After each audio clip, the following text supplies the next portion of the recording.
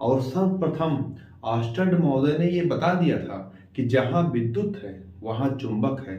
और फिर इसी कथन को लेके वैज्ञानिकों ने इनका पीछा कर लिया, इनका अनुसरण कर लिया और इस कथन को सत्य करने के लिए उन्होंने ये साबित कर दिया कि जहां चुंबक है वहां विद्युत है। और इसी से पूरे इलेक्ट्रिकल मशीन, पूरे इंस्ट्रूमेंट धीरे धीरे विकसित होते चले। हेलो दोस्तों, welcome back to my YouTube channel.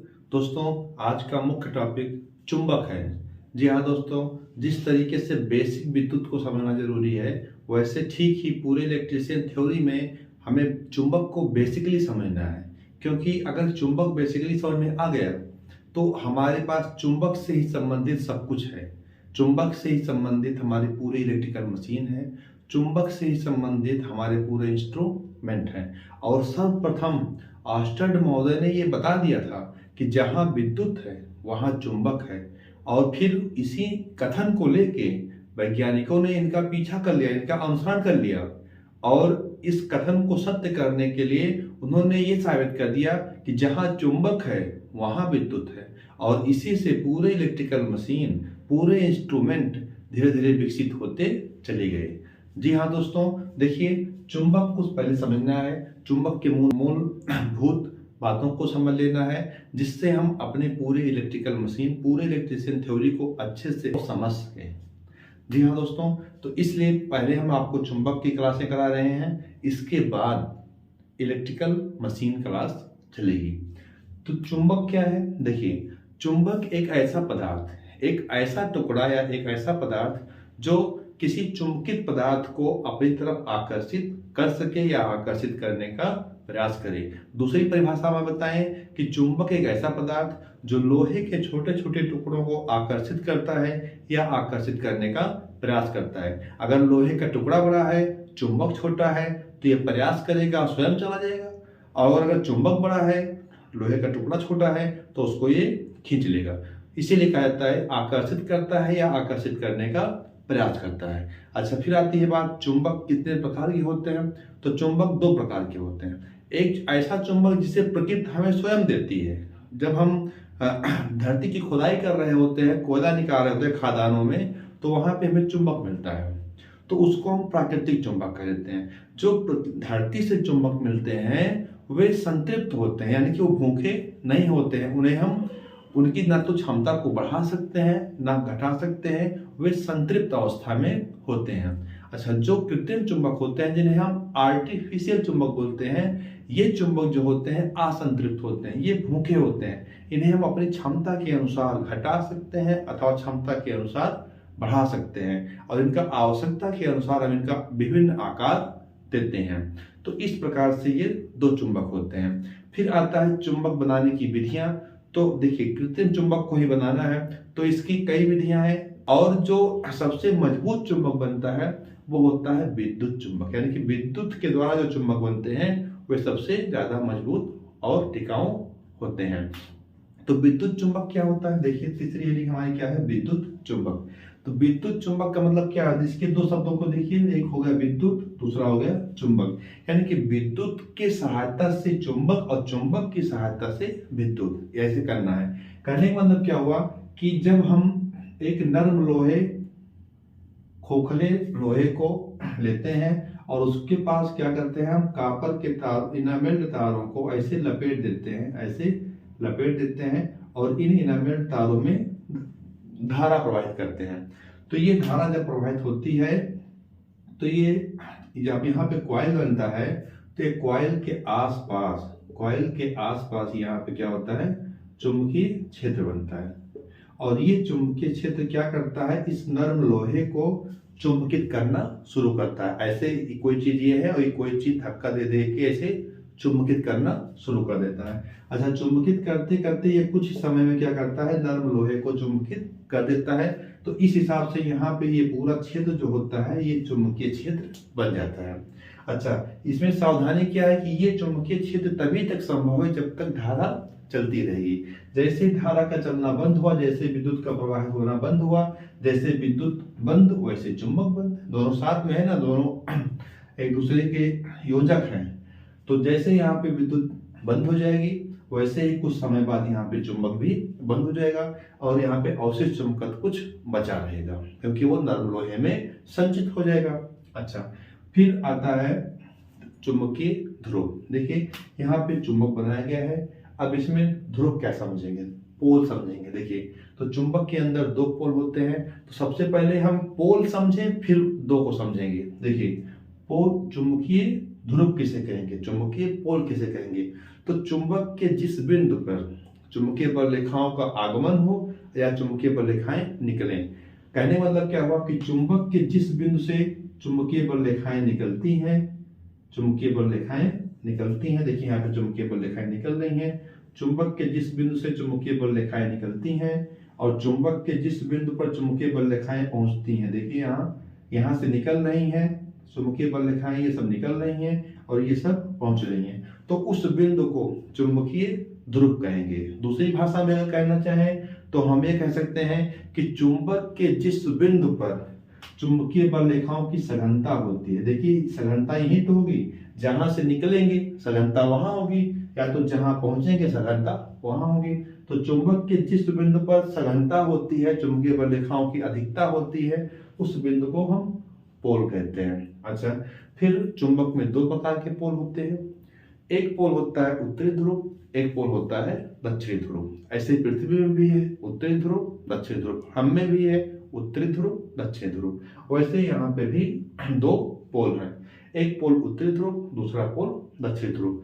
तो हम उत्तरी ध्रुव किसे कहेंगे, देखिए चुंबक के जिस बिंदु से हम किसको समझेंगे उत्तरी ध्रुव, तो हम इस एरो को देखेंगे, एरो, यही एरो हमें बताएगी, जो तीर का निशान है, इस तीर के निशान को ही देख के हम समझ जाएंगे। अगर यहाँ पे एन और एस नहीं दिया है, फिर भी अगर चित्र ऐसे दिया हो और यहाँ पे एन एस ना दिया हो, तभी हम पहचान सकते हैं इस एरो को देख के। तो एरो जिस उत्तरी ध्रुव किसे कहेंगे, देखिए चुंबक के जिस बिंदु से, चुंबक के जिस ध्रुव से, जिस बिंदु से चुंबकीय बल रेखाएं निकलेंगी, चुंबकीय बल रेखाएं निकलेंगी, उन सभी चुंबकीय बल रेखाओं को, उस बिंदु को उत्तरी ध्रुव कहेंगे। और चुंबक के जिस पोल पर चुंबकीय बल रेखाएं पहुंचेगी, देखिए यहाँ पे चुंबक के जिस पोल पर चुंबकीय बल रेखाएं पहुंचेगी, सब यहीं पे पहुंच रही हैं, यहीं पे पहुंच रही हैं ऐसे, तो ये चुंबकीय जो पोल होगा, ये चुंबकीय पोल दक्षिणी ध्रुव होगा।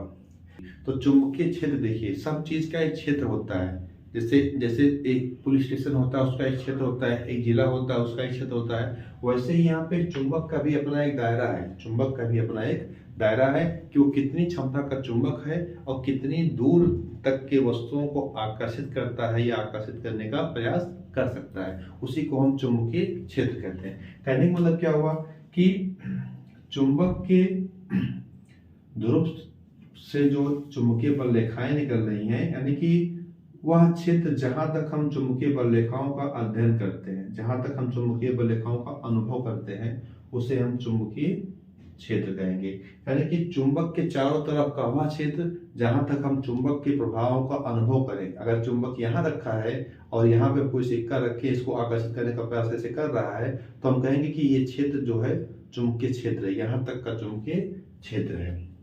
फिर आता है चुंबक वाहक बल। चुंबक वाहक बल क्या होता है, जिस तरीके से विद्युत वाहक बल होता है वैसे ठीक चुंबक वाहक बल होता है। तो विद्युत वाहक बल क्या होता है, आवेशों को धक्का देके, आवेशों को धक्का देके एक स्थान से दूसरे स्थान पर ले जाने में जो बल लगता है वो होता है विद्युत वाहक बल। यानी कि विद्युत को एक स्थान से दूसरे स्थान पर ले जाने में जो बल लगता है उसी को कहते हैं विद्युत वाहक बल।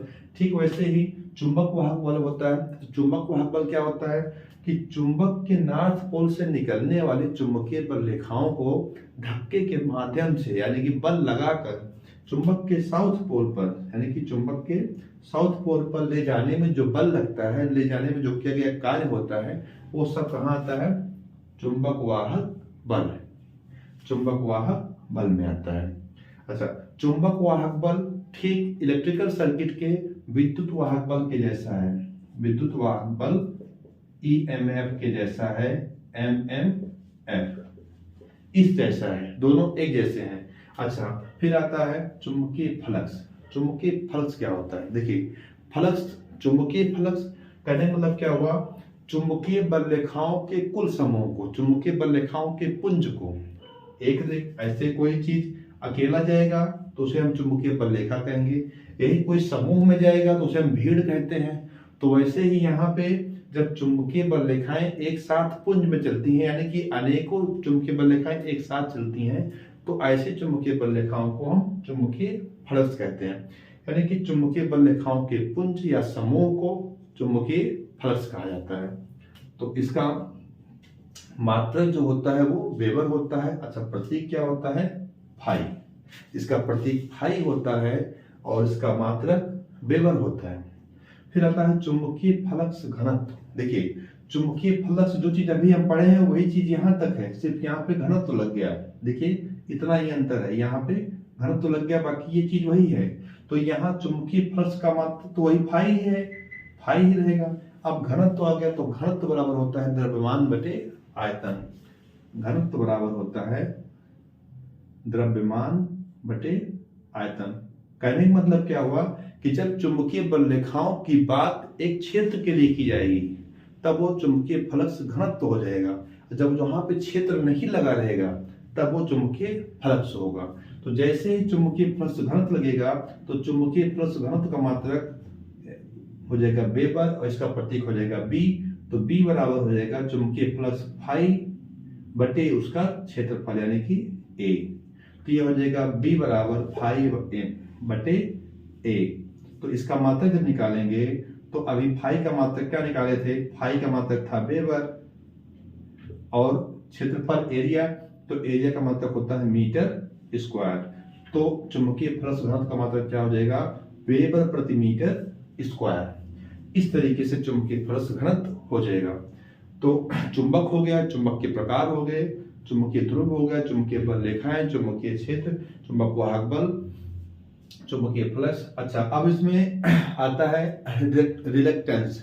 तो जिस तरीके से इलेक्ट्रिकल परिपथ में प्रतिरोध जो होता है धारा का अवरोध करता है, ठीक वैसे ही इस चुंबकीय परिपथ में भी रिलक्टेंस होता है, एक कारक होता है जो चुंबकीय बल रेखाओं के गमन का विरोध करता है, उसे ही हम रिलक्टेंस कहते हैं।